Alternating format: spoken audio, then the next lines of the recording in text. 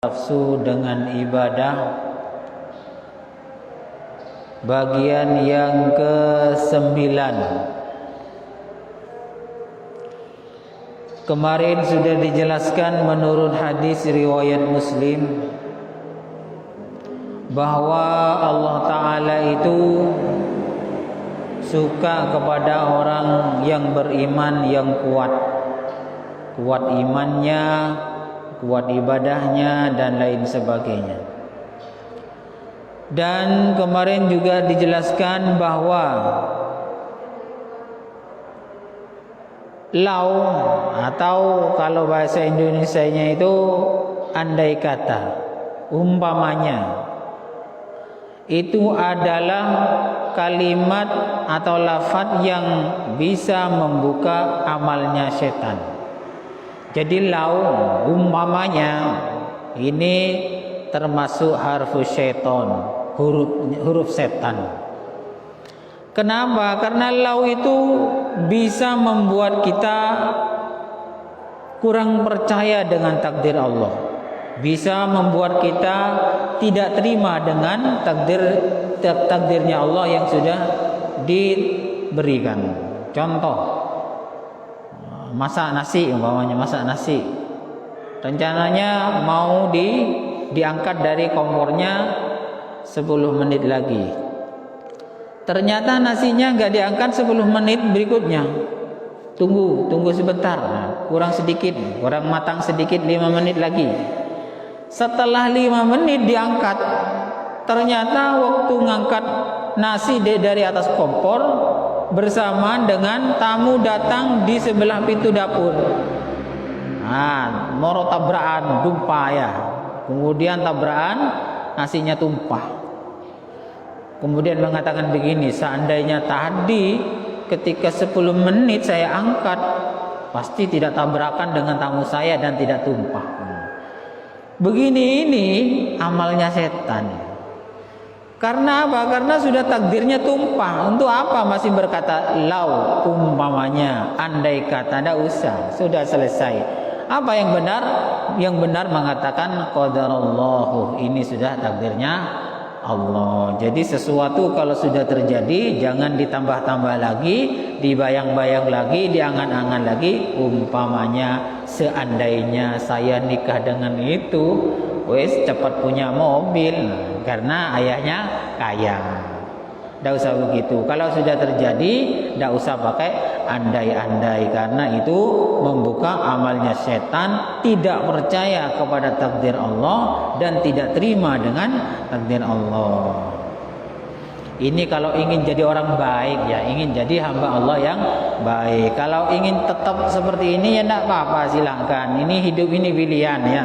Cuman kalau Allah Ta'ala ridho, kalau kita ini ridho dengan takdirnya Allah, apa saja enak dan enak kita ridho, maka Allah Ta'ala juga ridho. Dan paling nikmat nanti di akhirat adalah mendapatkan nikmat ridhonya Allah Ta'ala, bukan nikmat-nikmat yang lain. Jadi nikmat yang paling enak, paling luar biasa adalah nikmatnya Allah. Makanya belajar mulai dari sekarang di dunia, selalu menerima dengan takdirnya Allah, ridho dengan takdirnya Allah. Mau enak atau tidak enak, terima dengan ridho, maka Allah akan ridho. Ini juga termasuk amal yang kita ini banyak tidak tahu. Lebih baik mana ya? Ini lebih baik mana? Tahajud tengah malam setiap hari, tapi sering tidak ridho dengan takdirnya Allah. Dengan ibadah cuman sedikit ibadahnya kalau malam hari, cuman selalu ridho dengan takdirnya Allah, maka selalu ridho dengan takdirnya Allah ini lebih baik daripada banyak-banyak ibadah sunnah ya.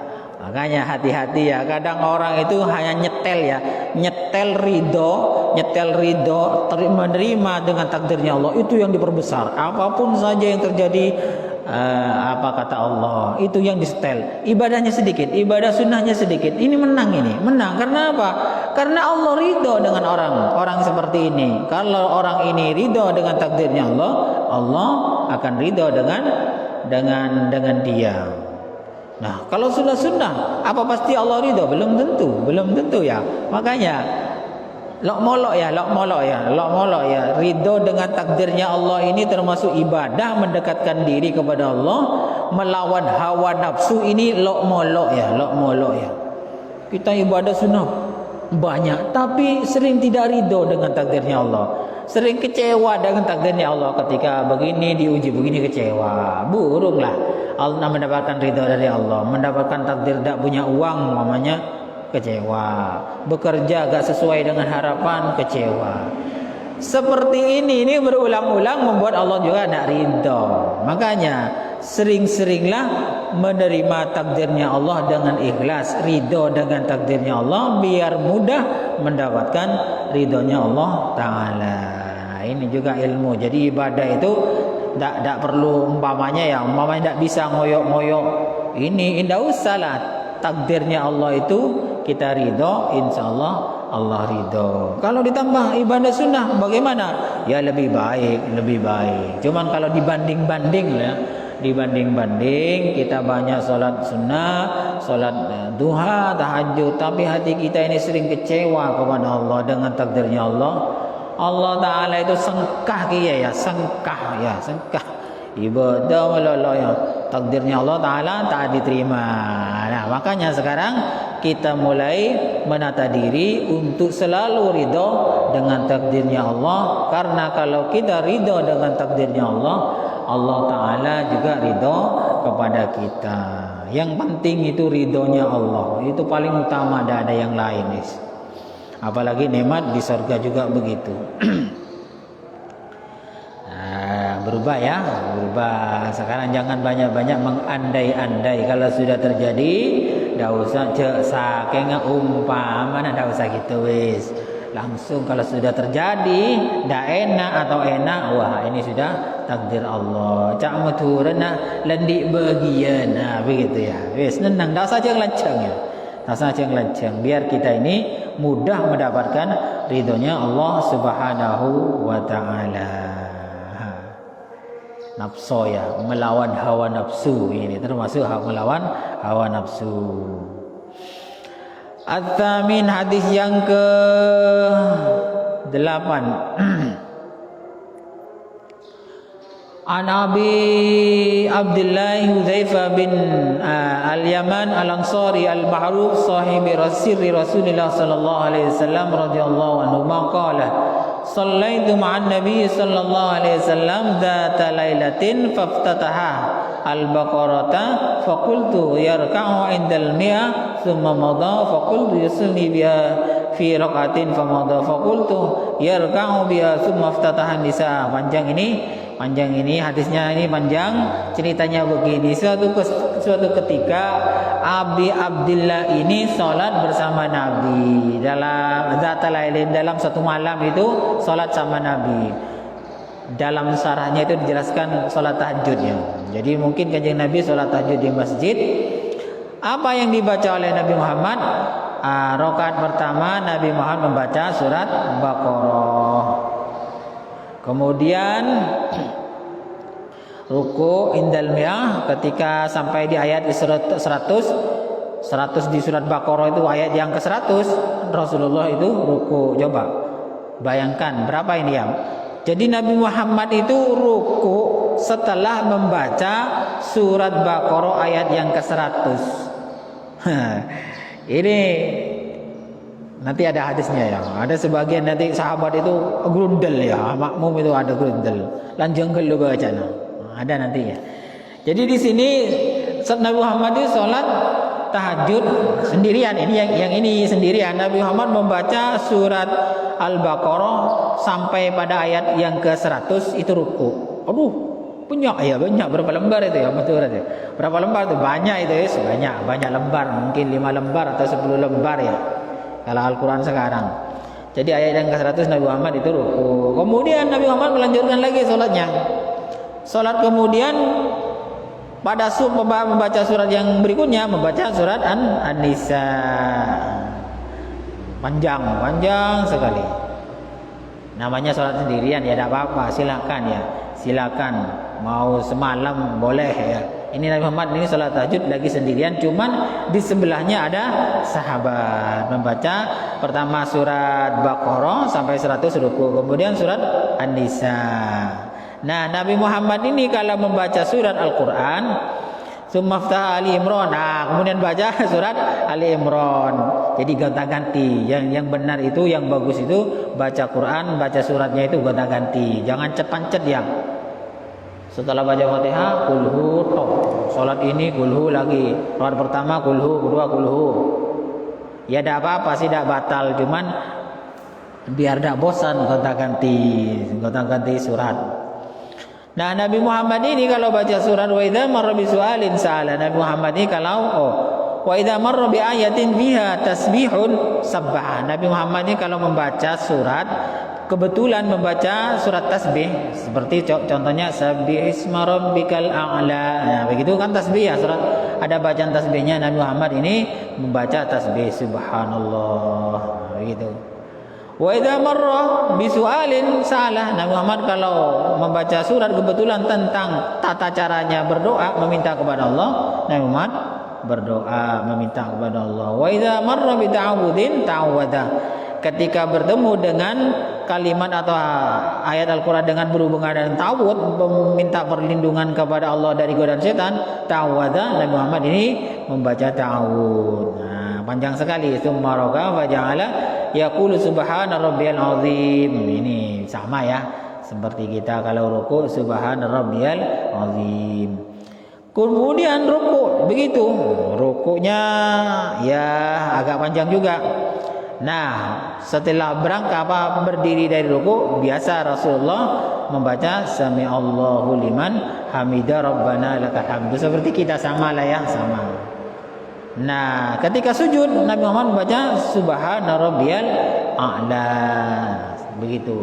Jadi Nabi Muhammad bacaan suratnya itu ketika setelah surat membaca Fatihah itu berpindah-pindah dan berubah-ubah, dan panjang sekali baca suratnya ketika sholat sendirian. Jadi Abah Jeng TV sekarang lah ya, mau panjang mau pendek terserah. Tapi kalau bersama dengan jamaah lebih baik itu dipendekkan, biasa-biasa, sedang-sedang saja.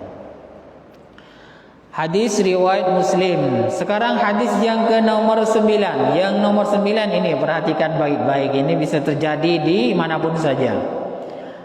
An Ibnu Mas'ud radhiyallahu anhu qala shallaitu ma'an Nabi sallallahu alaihi wasallam lailatan fa'adala al-qiyamah hatta hamamtu bi amrin su'in.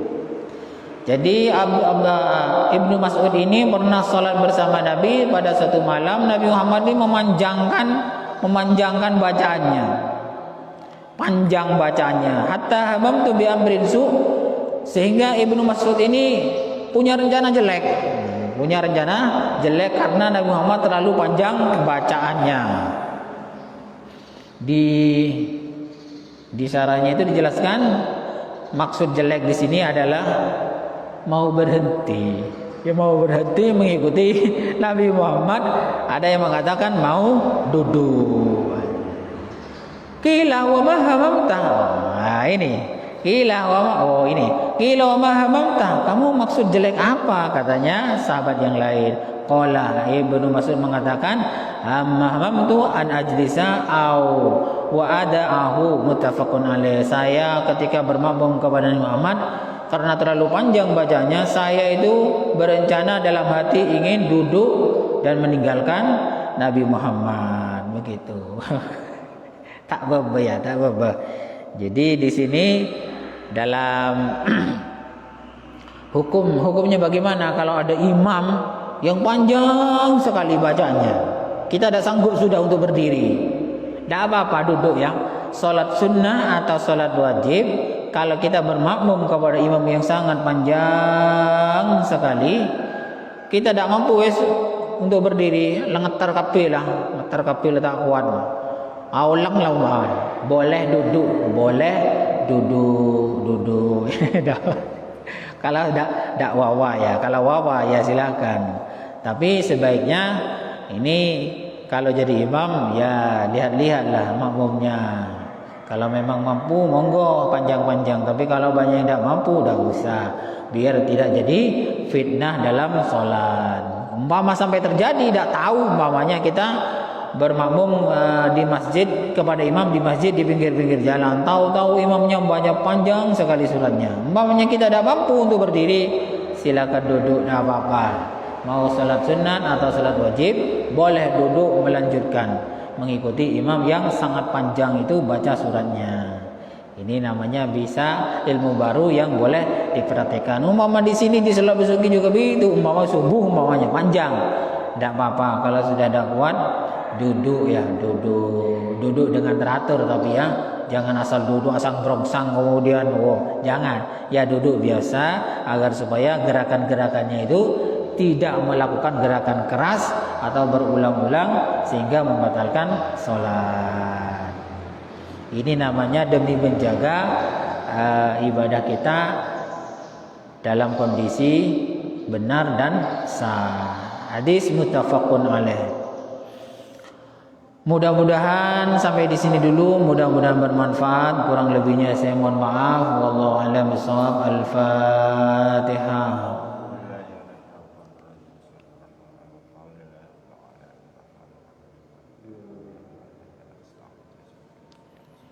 Assalamualaikum warahmatullahi wabarakatuh.